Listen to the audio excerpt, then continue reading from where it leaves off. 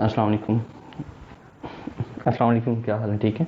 जो हमने आज टॉपिक करना है वो हमारा है, हमने बेसिकली देखना है ट्रेंड एनालिसिस, देखना है कि ट्रेंड एनालिसिस होता क्या है और हम इसे कैसे कैलकुलेट करते हैं, कैसे हम इसे जो है कैलकुलेट करते हैं। उसके बाद इसमें हमारा है कॉमन साइज एनालिसिस। अब ये जो दोनों एनालिसिस हैं हम बेसिकली ये करते हैं इनकम स्टेटमेंट पे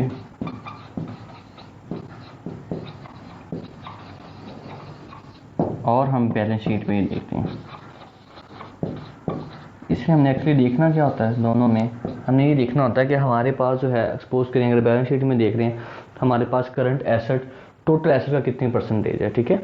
उसके बाद या अगर हम देख रहे हैं कि हमारे पास इनकम है तो इस साल इनकम कितनी है, लास्ट ईयर कितनी थी, उससे पहले कितनी थी, तो हम वो भी ट्रेंड देखते हैं, ठीक है।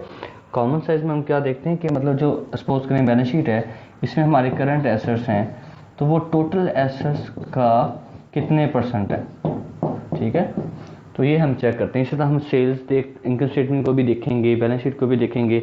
इससे हमें बहुत सारी चीज़ों के आंसर हमें मिल जाएंगे कि एक्चुअल प्रॉब्लम हमारा कहाँ पे आ रहा है, ठीक है। तो जैसे हम करेंगे तो आपको आइडिया हो जाएगा बेहतर कि हम इसे किस तरह से यूज़ करते हैं एनालिसिस पॉइंट ऑफ व्यू से।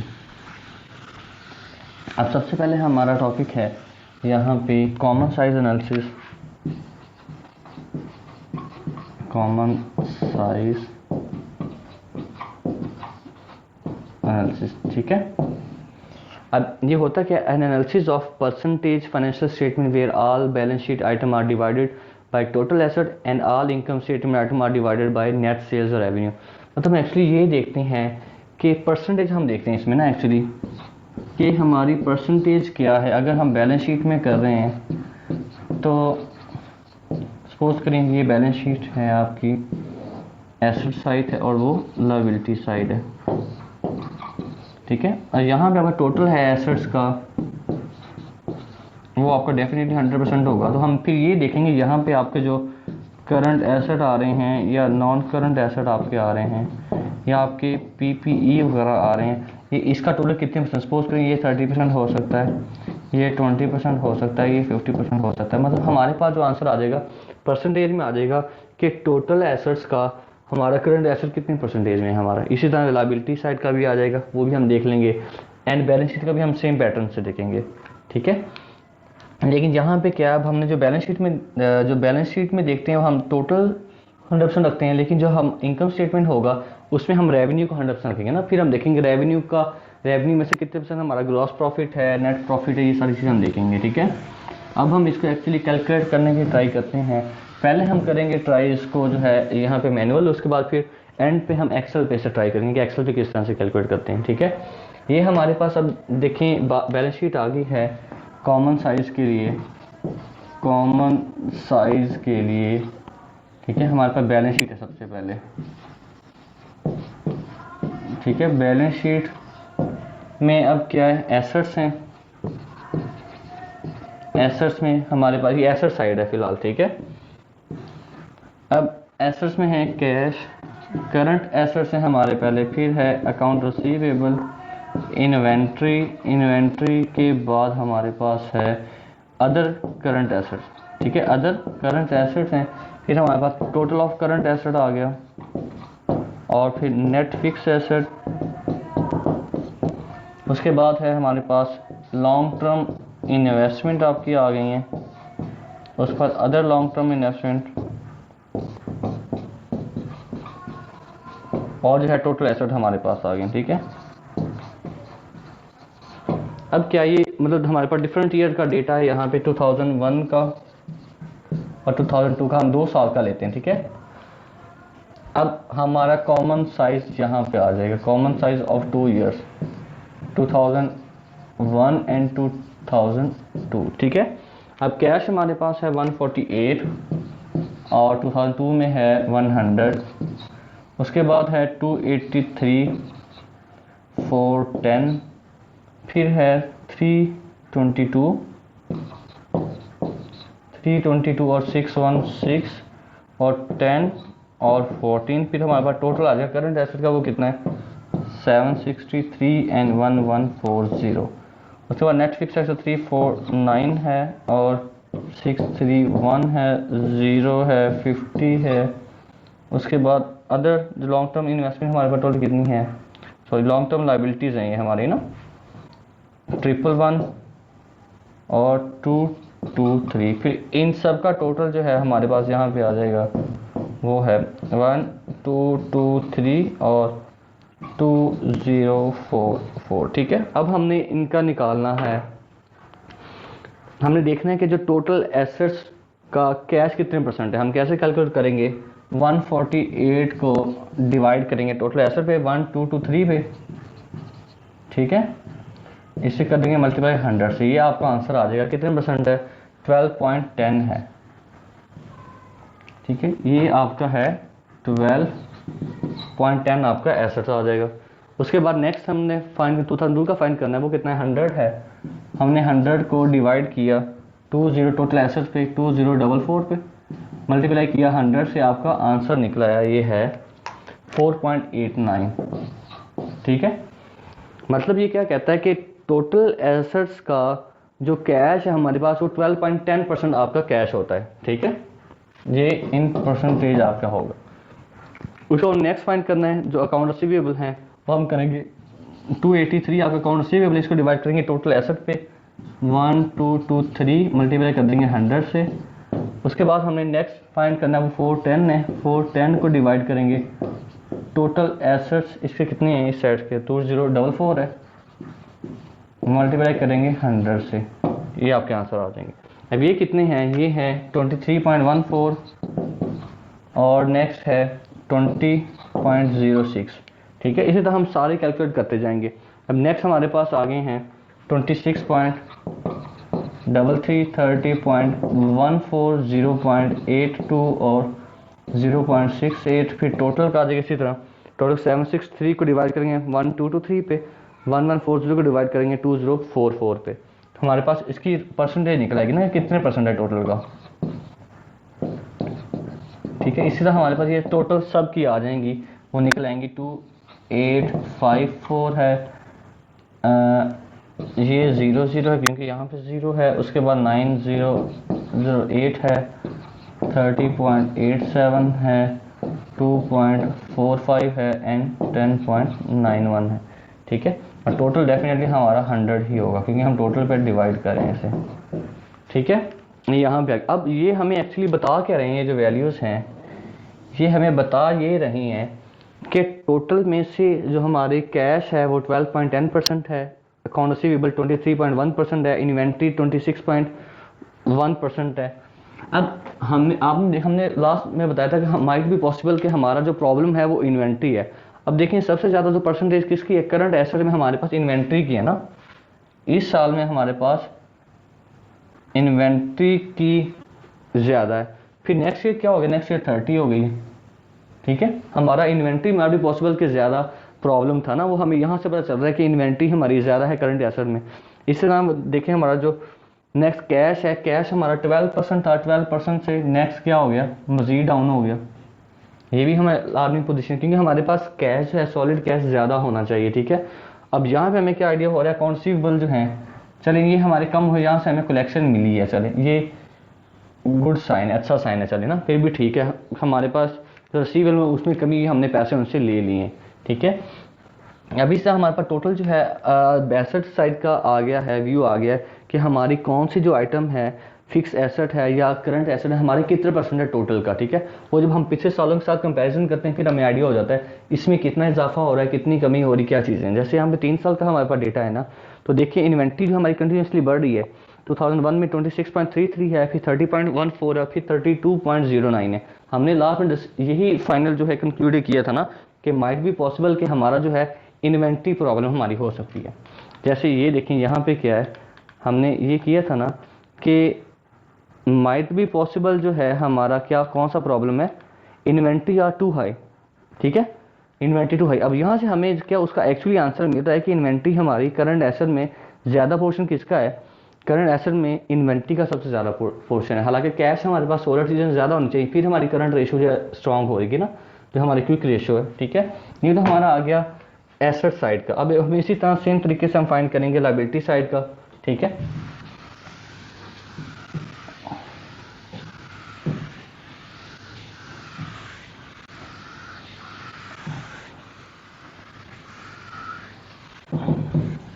यहाँ पे हम कर लेते हैं लायबिलिटी साइड।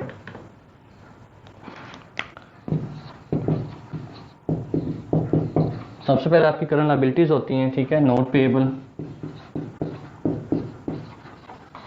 वो कितना है 290 और 295। उसके बाद है एक्यूमुलेटेड अकाउंट पेएबल हैं आपके 81 से 94।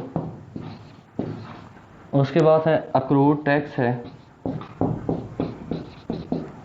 ये कितना है 13 to 16 हुए हैं। और अदर अक्रूड लायबिलिटीज जो हमारे पास हैं वो कितनी 15 to 100 हुई हैं। इसी तरह से टोटल आ जाएगा हमारा, टोटल करंट लायबिलिटीज आ जाएंगी 399 है, 505 है। फिर हमारे पास टोटल लायबिलिटीज के बाद लॉन्ग टर्म डेट आ जाएंगे। लॉन्ग टर्म डेट 150 के बाद 453, ठीक है। और इक्विटी आ जाएगा फिर हमारे पास, इक्विटी में क्या है 674 और 1086 आ जाएगा। फिर हमारे पास टोटल लायबिलिटी साइड का पोर्शन आ जाएगा, तो कितना है 1223 और 2044 था, ठीक है। अब हमने सिंपली इसमें भी ये देखना है कि नोट पेएबल टोटल का कितना है, तो हम क्या करेंगे, नोट पेएबल कितने हैं 290 हमारे नोट पेएबल हैं। टोटल लायबिलिटीज कितनी है 1223 को 100 से मल्टीप्लाई करेंगे, हमारे पास परसेंटेज आ जाएगी, वो कितनी है 23.71। उसके बाद 2002 की फाइंड करनी है, वो 295 है, इसे डिवाइड करेंगे टोटल लायबिलिटी से 2044 मल्टीप्लाई कर देंगे 100 से, ये कितना है हमारा, ये हमारा है 14 पॉइंट, ये था 23.71 और ये था 14.43, ठीक है। अब नेक्स्ट हम इसका फाइंड कर लेते हैं अदर अक्रूड लायबिलिटीज का। ये कितना है 15/1223, ये कितना आ गया हमारे पास, ये 1.23 है, 1.23। और नेक्स्ट जो है 100 को डिवाइड किया हमने 2044 पे, मल्टीप्लाई किया 100 से परसेंटेज के लिए, तो ये हमारा आंसर आ गया 4.89।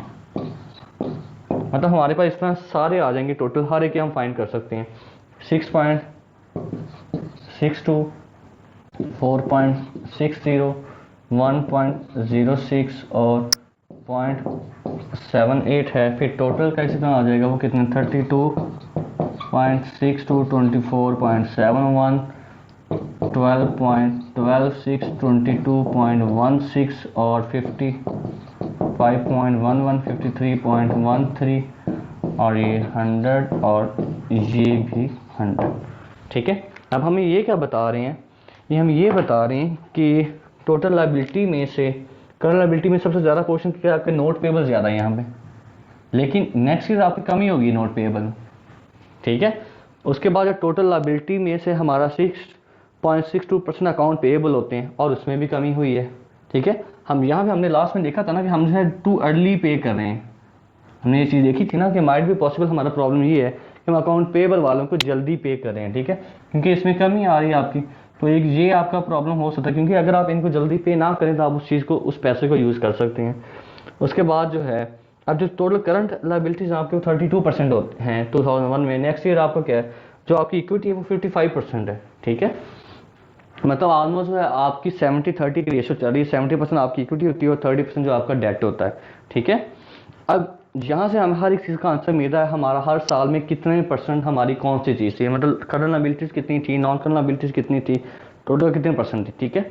हमें इससे भी जो है हमारी पॉसिबल आंसर मिल जाएंगे, ठीक है। ये जो था ये हमारा कॉमन साइज था। फिर हम इसको कंपेयर करते हैं नेक्स्ट ईयर के साथ, ठीक है। अब इसी तरह हम देखेंगे सेम इनकम स्टेटमेंट को भी देखेंगे, उसका भी कॉमन साइज देंगे, लेकिन यहाँ पे थोड़ा सा डिफरेंस है। हम बैलेंस शीट में क्या करते हैं, हम बैलेंस शीट में तो टोटल एसेट या टोटल लायबिलिटी को 100% रखते हैं ना, जिसका कंपेयर किया जाता है। लेकिन इनकम स्टेटमेंट में हम क्या करेंगे, इनकम स्टेटमेंट में हम कंपेयर करने के लिए सेल्स को देखेंगे ना, हम देखते हैं कि सेल्स का टोटल कितने परसेंट है, जो हमारा नेट प्रॉफिट है या जो एक्सपेंसेस हैं हमारे वो कितने परसेंट है। ठीक है, कॉमन साइज है हमारा इनकम स्टेटमेंट का। ठीक है, अब इसमें क्या है, सबसे पहले हमारी आ गई नेट सेल्स, उसमें से आपने माइनस की कॉस्ट ऑफ गुड्स सोल्ड, ये आपके पास आ गया ग्रॉस प्रॉफिट। ठीक है, इसमें से फिर आपने एडमिन एंड सेलिंग एक्सपेंस वगैरह माइनस किए। ठीक है, सेलिंग एक्सपेंस माइनस किए, फिर ये आपके पास आ गई EBIT, earning before interest and tax, इसमें से इंटरेस्ट माइनस किया, ये आपके आ गया अर्निंग बिफोर टैक्स, इसमें से फिर हमने टैक्स माइनस किया तो आपके आ गया अर्निंग आफ्टर टैक्स, या इसे हम नेट इनकम कह देते हैं। ठीक है, अब यहाँ पे क्या हमारे पास है, 2001 में हमारी सेल्स हैं 1235, 2002 में 2106, फिर कॉस्ट ऑफ गुड्स सोल्ड है 8491,501, और जीपी हमारा बन गया ग्रॉस प्रॉफिट 386 है, और यहाँ पे हमारे पास है 605। एडमिन एक्सपेंस हमारे कितने 180 383। अब इसके बाद हमारे पास 206 20 हमारा एक्सपेंस है 186 आ गया, इसमें से हमने माइनस किए earning before taxes and earning after taxes, tax हमने माइनस करने के बाद हमारे पास आंसर आ गया 112। अब इसका मैं यहाँ से बता रहा हूँ टैक्स है वो भी मैं बता देता हूँ, 186 हम कैलकुलेट कर सकते हैं, 112 डिफरेंस कितना है 74, हमारा 74 यहाँ पे टैक्स है। ठीक है, अब नेक्स्ट यहाँ पे क्या है 222 माइनस किया 51, इंटरेस्ट 171 है, और 103 हमारी क्या है, 103 हमारी नेट इनकम है, ये हमने माइनस किया तो 171 हमारा डिफरेंस 68 आ गया।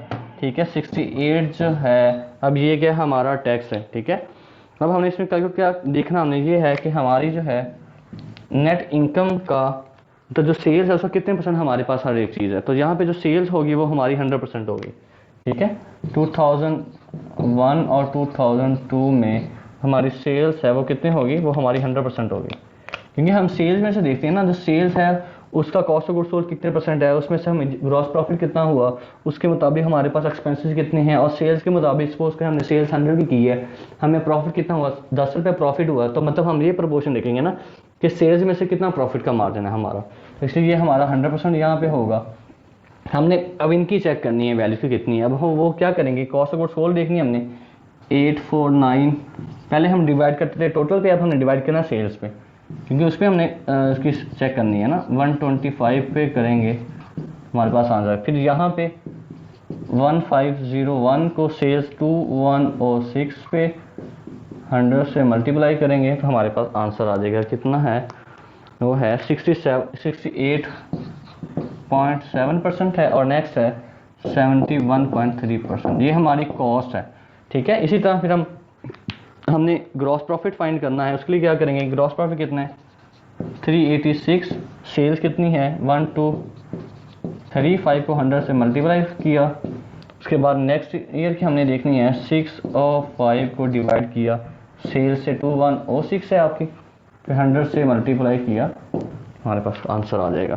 ठीक है, अब यहाँ पे कितना है हमारा 31.3% है और 28.7% है। अब नेक्स्ट हम इसी तरह सारे कैलकुलेट कर लेंगे जैसे हम ऊपर वाले कैलकुलेट किए, हमारे पास आ जाएंगे 14.6% है, 18.2% है, उसके बाद 16.7 है, 1.6 है, 15.1 है, और ये 9.1% है। अब नेक्स्ट रहेंगे 16.7 के बाद 10.5% है, 2.4% है, और 8.1% है, और 4.9% है।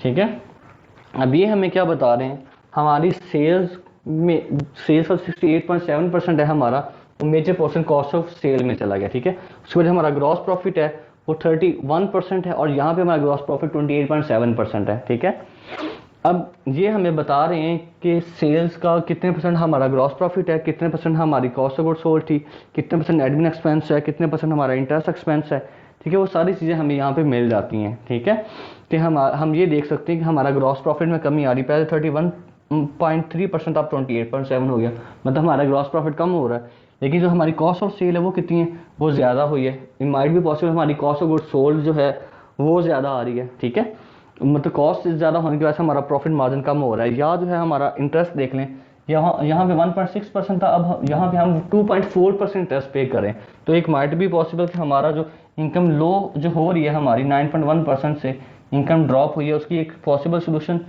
रीज़न ये भी हो सकती है कि ये इसमें इजाफा हुआ है।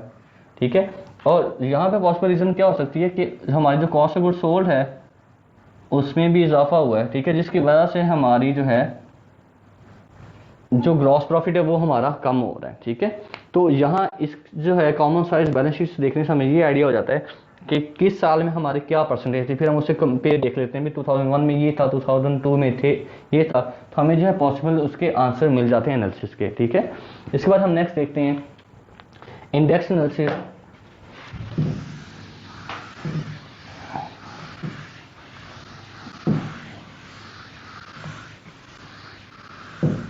हमने कॉमन साइज देख लिया, अब हमने देखना है इंडेक्स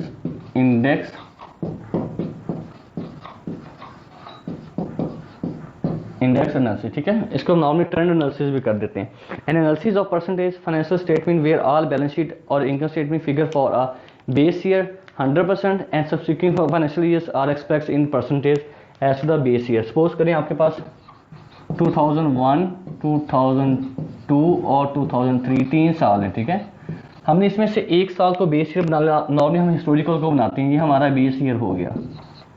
ठीक है, बेस ईयर का मतलब क्या, हम इसकी बेस पे नेक्स्ट देखते हैं कि उसमें इजाफा हुआ या कमी हुई है। सपोज करें यहाँ पे 100 है हमारे पास जो कैश है बैलेंस शीट है। ठीक है, नेक्स्ट ईयर में 120 हो गया और नेक्स्ट ईयर में 150 हो गया। ठीक है, या हम इसे कर लेते हैं जी, ये 80 हो गया। ठीक है, अब हमने इसको चेक करना, ये हमारा क्या है, ये हमारा बेस ईयर है, तो हमने बेसिकली इस पे डिवाइड करना होता हर एक को। ठीक है, बेस ईयर मतलब क्या है, वो हमारा 2001 ईयर है हमारा। ठीक है, बेस ईयर है ये वाला। अब हम क्या करेंगे, पहले 2001 को देखेंगे, फिर नेक्स्ट इधर जाके क्या करेंगे, 2002 को डिवाइड करेंगे 2001 पे, फिर 2003 को डिवाइड करेंगे 2001 पे, क्योंकि हमारा बेस ईयर क्या है, वो 1 है। ठीक है, सर हम देखेंगे 100 को डिवाइड करना है 100 पे, ये तो हमारा 100% ही आ जाएगा। ठीक है, या इसका आंसर हमारा 1 आ जाएगा, 100% आ जाएगा। उसके बाद ये यहाँ पे क्या है, अब हमने इसको डिवाइड करना है 120 को डिवाइड करना है 100 पे, यहाँ पे हमने 80 को डिवाइड करना है 100 पे जो उसकी वैल्यू है। ठीक है, और परसेंटेज के लिए हम 100 से मल्टीप्लाई कर देंगे। ठीक है, ये एक्चुअली क्या होता है, ये हमारा होता है इंडेक्स एनालिसिस, कि हम देखते हैं 2001 की निस्बत 2002 में हमारी परफॉर्मेंस प्लस गई है या माइनस गई है, हम सिंपली ये देखते हैं, ये हमारा इंडेक्स एनालिसिस होता है। ठीक है, हम बैलेंस शीट में पैरेलल इसी तरह चलेंगे, एक साल को बेस ईयर बनाएंगे, नेक्स्ट ईयर कैलकुलेट करेंगे, और इसी तरह हम बैलेंस शीट में भी दोनों साइड पे ऐसे ही देखेंगे। अब यहाँ पे हम देख लेते हैं, हमारे पास है, अब सबसे पहले हम इंडेक्स एनालिसिस करते हैं बैलेंस शीट का। ठीक है,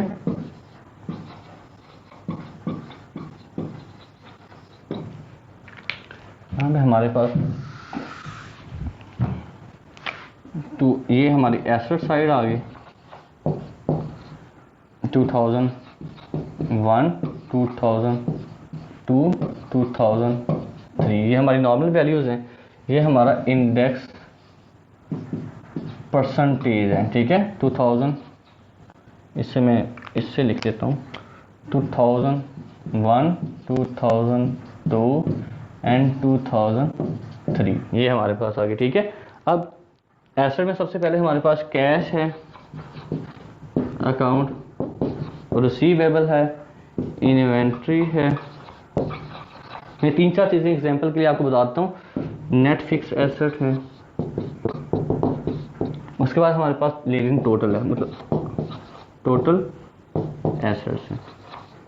अब कैश कितना है हमारे पास, 148,190, एंड 90। उसके बाद 283, 410 एंड 394। उसके बाद है 322, 616 और 696 है। उसके बाद फिर इन्वेंट्री के बाद नेट फिक्स एसेट हमने लिए हैं 349। मतलब आपने करना तो सारे का होगा, मैं जस्ट एग्जांपल के लिए थोड़ा सा शॉर्ट कर रहा हूँ इसे, ठीक है। उसके बाद है 1 2 2 3 2 0 4 4 और 2 1 6 9, ठीक है। ये हमारे पास आ गया। अब हमने देखना है जो कैश है एक बेस ईयर में, तो हमारा क्या होगा, सारे 100% हो जाएंगे, ठीक है। क्योंकि 148 ने बेस ईयर हमारा कौन सा है, 2001 हमारा बेस ईयर है, ठीक है।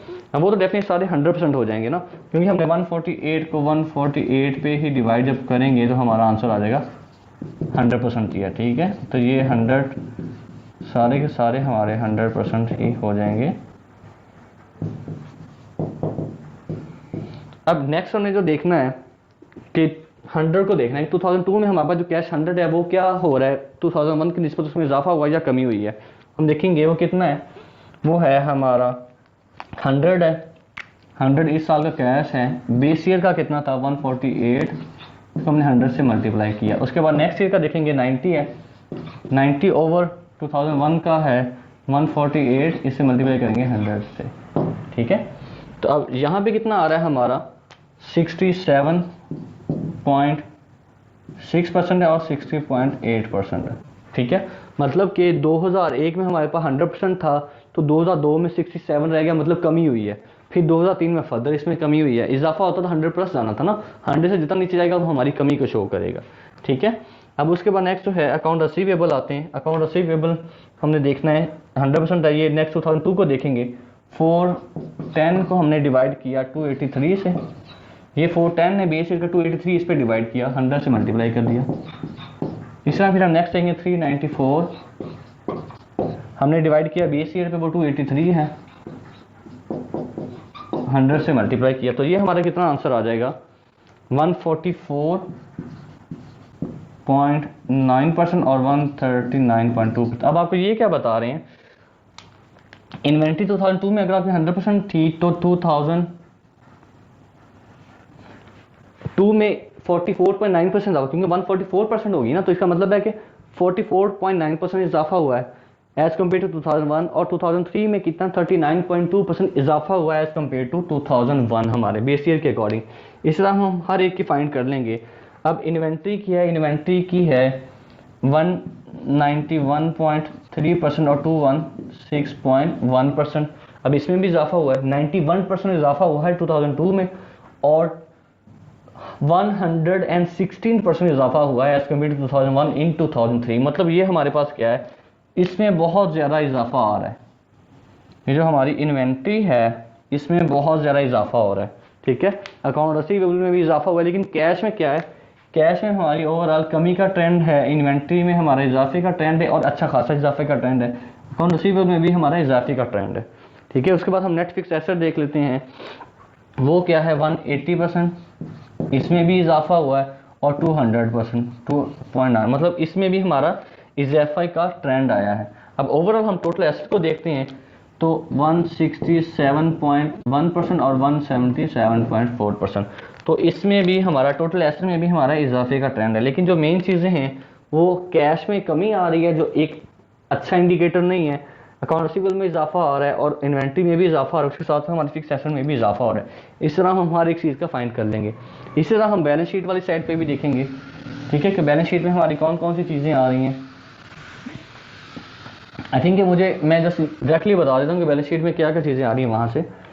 वो हैं आपकी, देखें नोट पेएबल है, आपको पता है कैसे फाइंड करना है, बेस ईयर 2001 है। चलिए मैं यहाँ पे एक बता देता हूँ कि लायबिलिटी साइड पे है नोट पेएबल और जो है अकाउंट पेएबल। मैं दो चीज़ें से आपको समझाने के लिए बता देता हूँ। 290 थी, 290 के बाद 295 और फिर 290 हो गया। उसके बाद जो है अकाउंट पेएबल 81, 81 के बाद 94 एंड 94। अब हमने कैलकुलेट, बेस ईयर हमारा क्या है 2001 है, तो वो डेफिनेटली 2001 का हमारा 100% ही होगा, क्योंकि जब आपने 290 को 290 पे डिवाइड करना है तो 100% ही रहेगा। अब हमने 2002 को देखना है, 295 को डिवाइड किया बेस ईयर पे, वो कितना है 2001 की वैल्यू 290 है, 100 से मल्टीप्लाई किया। फिर 2003 में 290 ही है, डिवाइड किया 290 से ही 100 आ जाएगा। उसके बाद तो ये 2002 का हमने नोट पे अकाउंट पेएबल देखा, तो 2002 का अकाउंट पेएबल 94 है, डिवाइड किया बेस ईयर के 81 से, 100 से मल्टीप्लाई किया। फिर आपके 94 ही हैं, बेस ईयर 81 है और 100 से मल्टीप्लाई किया। ठीक है, तो ये आप कितने आ रहे हैं, अब ये है 101.7% है और ये 100% ही है।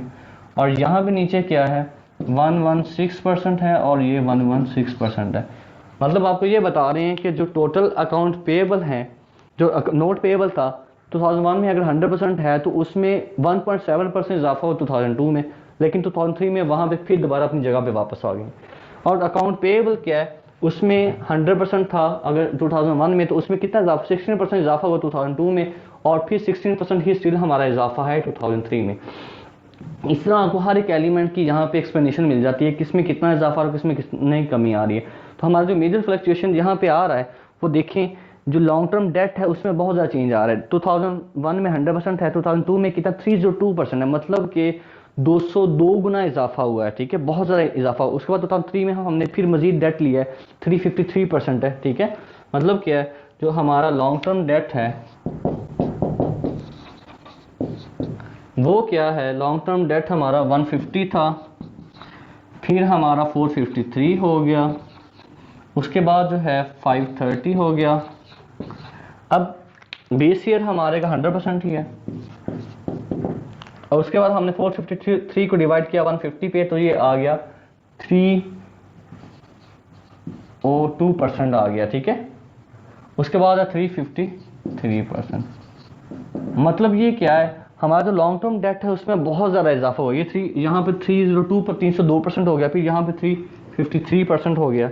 मतलब जो हमारा यहाँ पे है एक, ये भी हमें यहाँ पे ये बता रहा है, ट्रेंड बता रहा है कि जो वो जो है वो डेट बहुत ज़्यादा लेने लग गए हैं, मतलब डेट में अच्छा खासा इजाफा आ रहा है। तो डेट जो है आपको पता है समटाइम्स अच्छा इंडिकेटर नहीं होता इन्वेस्टर पॉइंट ऑफ व्यू से। ठीक है, अब इक्विटी जो है, इक्विटी में भी इजाफा हुआ है, इक्विटी भी वो ले रहे हैं, 161 है और 169, मतलब 61% इक्विटी में इजाफा 2002 में, फिर 2003 में इजाफा हुआ है 69% से। अब हमने तो देख लिया है बैलेंस शीट के पॉइंट ऑफ व्यू से। अब हम चेक करेंगे जो हमारा इंडेक्स एनालिसिस है, ठीक है, वो हम देखेंगे बैलेंस शीट इनकम स्टेटमेंट के पॉइंट ऑफ व्यू से। ठीक है, कि इनकम स्टेटमेंट की क्या सूरत हाल है as compared to last year. ठीक है, हमें ये भी तो देखना है ना, पिछले सालों की निस्बत हमारी सेल्स बढ़ी है, हमारी कॉस्ट बढ़ी है, हमारा ग्रॉस प्रॉफिट बढ़ा है कि नहीं बढ़ा है, वो भी हमने तो चेक करना है ना। इनकम स्टेटमेंट हमारे आ जाएगी। ठीक है, अब इसमें क्या है 2001, 2002, 2003 हमारी नॉर्मल वैल्यूज हैं। उसके बाद हमारे पास जो परसेंटेज आ जाएगी इंडेक्स की परसेंटेजेस हमारी आ जाएंगी 2001, 2002, 2003। ठीक है, अब नेट, सबसे पहले नेट सेल्स है,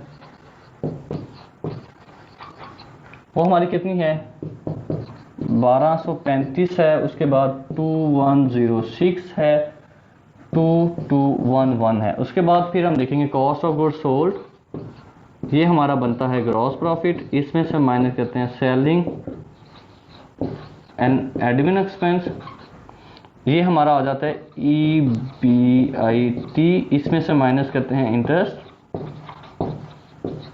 ये हमारा हो जाता है EBT, इसमें से माइनस किया जाता है टैक्स, और ये हमारे पास आ जाती है अर्निंग आफ्टर टैक्स या नेट इनकम। ठीक है, यहाँ में हमारे पास नंबर्स क्या हैं, ये 849 और 1501, 1599, उसके बाद है 386 हमारा ग्रॉस प्रॉफिट है, 605 है और नेक्स्ट ईयर का 612 है।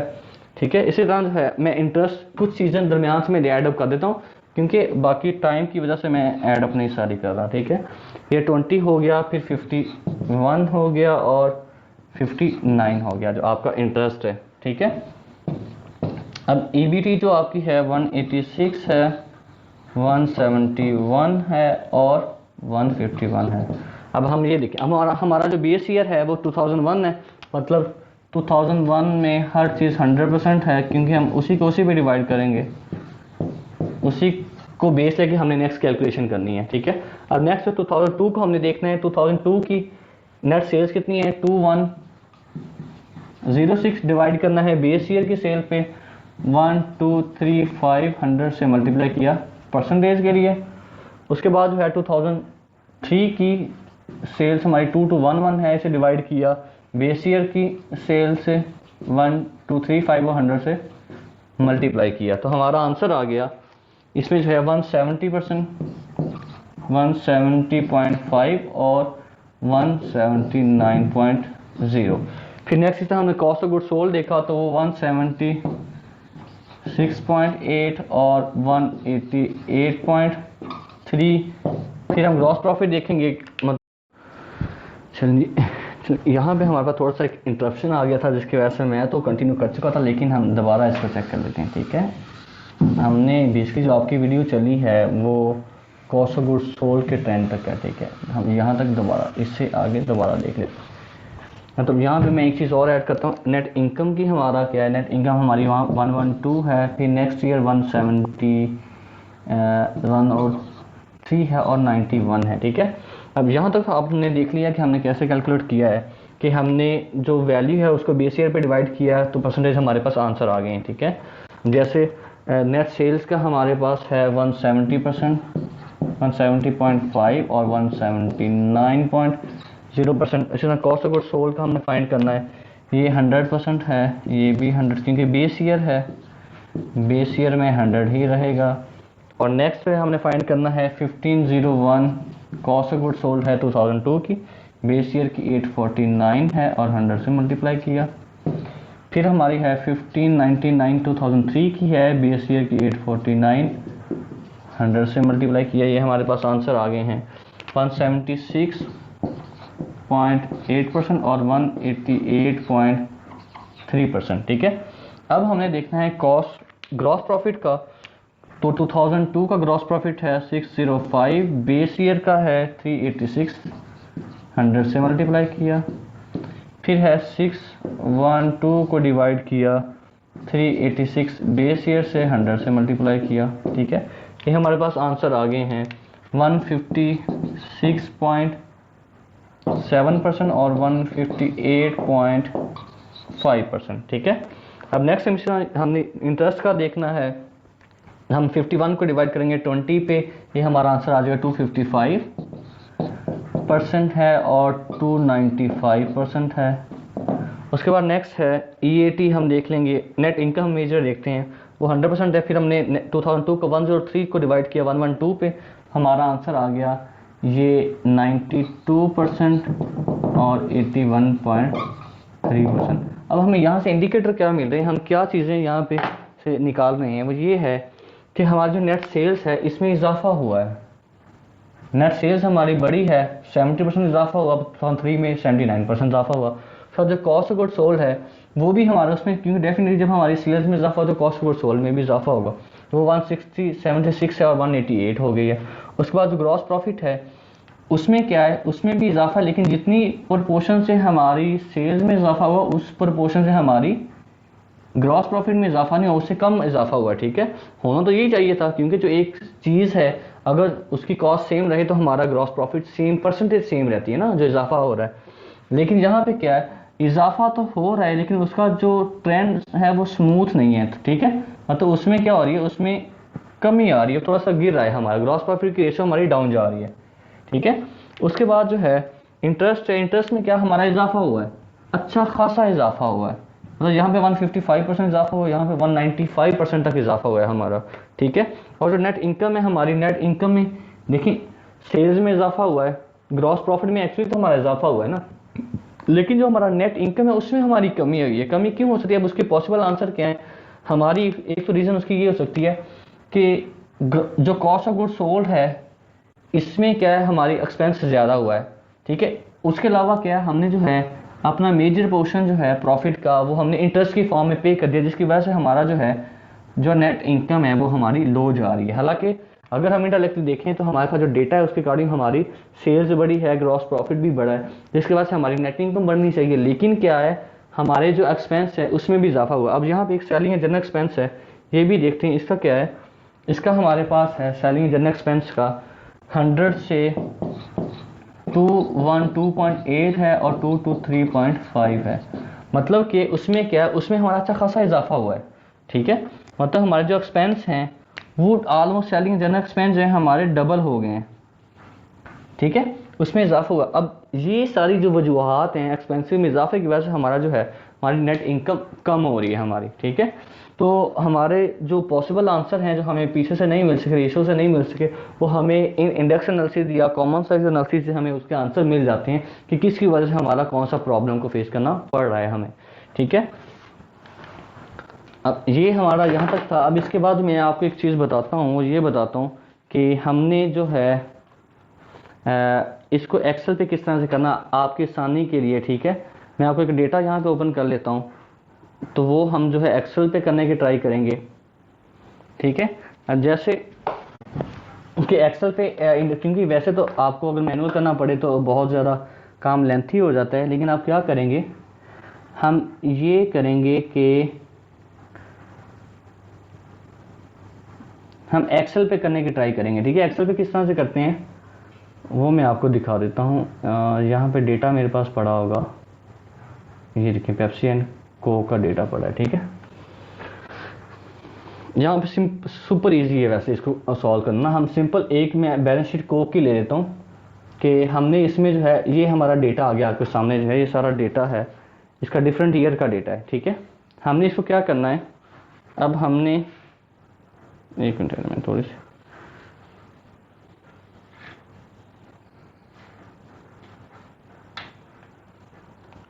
यहाँ पे ले जाते हैं, ठीक है। ये अब यहाँ पे है हमारे पास डेटा सारा अवेलेबल है, ये देखिए ये हमारी इसकी बैलेंस शीट आ गई। हम इनकम स्टेटमेंट ले लेते हैं, इनकम स्टेटमेंट ऑफ पेप्सी, ठीक है।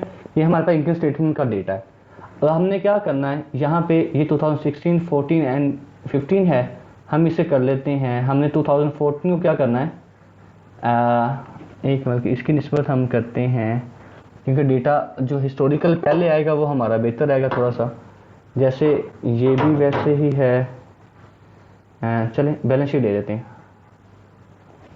बैलेंस शीट में वैसे ही चलें। खैर हम देखते हैं इनकम स्टेटमेंट है, यहाँ पे क्या है हमारा बेस ईयर हमने कौन सा लेना, हमने कहा जी हम 2013 को बेस ईयर बनाते हैं, क्योंकि हम उसी की बेस पे देखेंगे ना हम आगे नेक्स्ट परफॉर्मेंस अच्छी आ रही है या हमारी परफॉर्मेंस डाउन जा रही है। हम क्या करेंगे, हमारा बेस ईयर क्या, हम फॉर्मूला लगाएंगे, इस कॉलम में इज इक्वल टू करेंगे और बेस ईयर इसको लेना है ना, इसको डिवाइड करेंगे इसी पे, डिवाइड करके फिर इसी पे आ जाएंगे, ठीक है। लेकिन अब हमने क्या नीचे वाले को फिक्स करना है ना, क्योंकि हमने जो डिवाइड करना है वो सेम ईयर पे डिवाइड करना हर एक को, ठीक है। हम उसे फिक्स कैसे करेंगे, आप यहाँ पे कर्सर लेके जाके ये देखें ऊपर, यहाँ पे आप कर्सर लेके आपने F4 दबा देना है। जब आप F4 दबाएंगे वो डॉलर साइन आ जाएगा, F के से पहले भी और 4 के जो सेल का नंबर है उससे पहले भी। अगर आप मैनुअल करना चाहें सिंपल जो है आप मैनुअल भी हाथ से भी कर सकते हैं, कि ना पता चले आप F से पहले भी जो है डॉलर साइन लगा दें, F से पहले भी आप लगा दें डॉलर साइन, और उसके बाद जो है F के बाद भी डॉलर साइन लगा दें, ठीक है। तो ये आपका फिक्स हो गया सेल 100% है। अब आप सिंपली इसे ड्रैग करेंगे पीछे, ये बाकी साल इस तरफ है ना, तो आप इसके राइट कॉर्नर पे जाके जहाँ पे कर्सर रखेंगे तो ये प्लस का साइन आ जाएगा, आप इसे ड्रैग करेंगे इस तरफ, तो आपका देखिए ना वो सीक्वेंस निकल, मतलब 100% है सेकंड ईयर में भी फिर है आपका आ जाएगा। लेकिन यहाँ पे आपने डेसिमल प्लेसेस जो है इसको इजाफा कर देना है ताकि आपको एक्चुअल सिचुएशन पता चल सके, ठीक है। मतलब 100.40 मतलब 0.40% नेक्स्ट ईयर में इजाफा है। अब आपने हर साल में सेम ऐसे ही लगाना है, क्योंकि हर साल को आप अलग से फ्रीज कर रहे हैं ना, इज इक्वल करेंगे, ये आपने बेस ईयर को किया, फिर आपने डिवाइड किया, इसी पे डिवाइड किया, लेकिन जो नीचे वाला सेल इसको हमने फिक्स कर देना, तो F4 दबाएंगे ये फिक्स हो जाएगा, एंटर करेंगे 100% आ जाएगा। तो हम क्या करेंगे, इसे ड्रैग करेंगे तो हमारे पास उसकी वैल्यूज़ आ गई, उसका सीक्वेंस आ गया, ठीक है। इसी तरह हम हर साल का करते जाएंगे। ये तो हमारा हो गया जो है इंडेक्स एनालिसिस है कि हमने इंडेक्स एनालिसिस किस तरह से करना है, ठीक है। अब इसके बाद हम देखते हैं कि इनकम स्टेटमेंट पेप्सी, अब हम को ये बैलेंस शीट ले लेते हैं पेप्सी की, ठीक है। अब इसमें क्या है, हमने देखना है कि टोटल एसेट्स का कितने परसेंट है बाकी चीज़ें, ठीक है। हम 2000 इस साल को लेते हैं ना, हमने इसे 100% किया इज इक्वल टू इसको डिवाइड किया, इसी पे ही ये 100% आ गया, ठीक है। अब हमने इसके नीचे वाला जो है इसको हमने करना है ना, जो टोटल एसेट है उसे हमने फ्रीज करना होता है ना, क्योंकि हम हर एक वैल्यू को उसी पे डिवाइड करते हैं, तो हम उससे फिर फ्रीज कैसे करेंगे, F4 दबाएंगे, नीचे वाली वैल्यू फ्रीज होगी इसकी, ठीक है। अब हम इसे क्या करें, ड्रैग आपने ऊपर को करना है, क्योंकि आपने ऊपर को देखना है ना कि बैलेंस शीट कौन सी कितने परसेंट है इसकी। अब ऊपर तक यहाँ तक लेके आएंगे तो ये परसेंटेजेस आ गई हैं कि मतलब टोटल एसेट का जो 10% है उसका कैश एंड कैश इक्विवेलेंट है, फिर 11% शॉर्ट टर्म इन्वेस्टमेंट है, एंड सो ऑन आपका डेटा आ जाएगा, ठीक है। अब इस तरह हर एक पे अप्लाई करें। नेक्स्ट ईयर में जाके आपने अलग से जो है इसे फ्रीज करना है, ठीक है, क्योंकि एक बार में एक चीज़ फ्रीज होती है, आप उसे सेम अप्लाई नहीं कर सकते नेक्स्ट पे। आप इसे क्या करेंगे, ये आप ऊपर ले जाएंगे इसे ऐसे करके, ये आपका आंसर यहाँ तक आ जाएगा, ठीक है। अब इसी तरह आप नेक्स्ट क्या करना है, नेक्स्ट आप हमने ये देख लिया है बैलेंस शीट का, इस तरह हम लायबिलिटी साइड पे भी कर लेंगे। अब हम देखते हैं इनकम स्टेटमेंट, उससे थोड़ा सा डिफरेंट होता है। हमने इनकम स्टेटमेंट में क्या करते हैं, हम फिक्स जिसको करते हैं, हम मतलब जिसके साथ कंपेयर करते हैं वो ऑपरेटिंग रेवेन्यू होती है, मतलब हमने टॉप वाले को फ्रीज करना है, इसे डिवाइड किया इसी पे, और इसको फिर हमने फ्रीज कर दिया, F4 दबाया, फ्रीज हो गया। अब हम ड्रैग करेंगे तो मतलब आपकी टोटल वैल्यूज़ आ जाएंगी, आपकी नेट इनकम है, ये यहाँ तक नेट इनकम है, ठीक है, मतलब आपकी वैल्यूज़ आ गई हैं। टोटल शेयर 100% है, 39% कॉस्ट ऑफ गुड सोल्ड होती है, ग्रॉस प्रॉफिट 61% है, एंड सो ऑन। आपका फाइनल जो नेट इनकम है वो 16% है। आप नेक्स्ट ईयर का भी ऐसे करेंगे, 2015 से डिवाइड किया, 2015 पे ही इसको फ्रीज कर दिया हमने, ठीक है। और इसको फिर आप राइट कॉर्नर पे जाएंगे तो प्लस का साइन आ जाएगा, उससे आप नीचे ड्रैग कर लेंगे, ठीक है। ये आपका नेक्स्ट ईयर की भी आपकी परसेंटेज आ गई। अब आप जो है बेहतर रिजल्ट चेक करने के लिए आप डेसिमल प्लेसेस बेहतर है कि 4 कर लें या 2 भी कर लें, आपको थोड़ा सा एक्यूरेसी मिल जाएगी, ठीक है। मतलब आपको ट्रेंड पता चल रहा है कि किस पोर्शन से जो है वो चेंजेस आपकी आ रही हैं, ठीक है। तो ये थोड़ा सा आसान तरीका है, लेकिन आप जो है रेशोज हैं वो भी आप कैलकुलेट कर सकते हैं। सपोज करें आपने जैसे यहाँ पे है करंट रेशो फाइंड करनी है, इसका फार्मूला होता है इज इक्वल टू लगाएंगे करंट एसेट, हम बैलेंस इसके लगा लेते हैं जी, इनकम स्टेटमेंट बैलेंस शीट को की देखते हैं, current asset over current liabilities होता है ना। अब करंट एसेट कितने हैं, यहाँ पे टोटल करंट एसेट दिया होगा, टोटल करंट एसेट, इसको हमने डिवाइड करना है करंट लायबिलिटीज पे।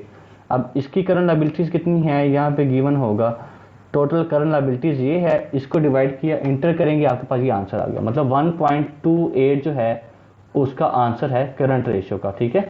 आपने नेक्स्ट ईयर को करना है तो आप सिंपल ड्रैग करेंगे यहाँ पे, तो आपका आंसर नेक्स्ट ईयर का भी निकल आएगा यहाँ से, ठीक है। ये आप करेंगे तो आपको इसका आंसर जो है प्रॉपर मिल जाएगा, ठीक है।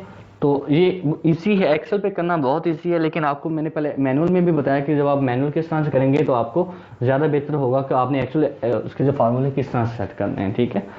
अगर इसमें कोई इशू हो तो then you can contact me, ठीक है जी। अल्लाह हाफिज़।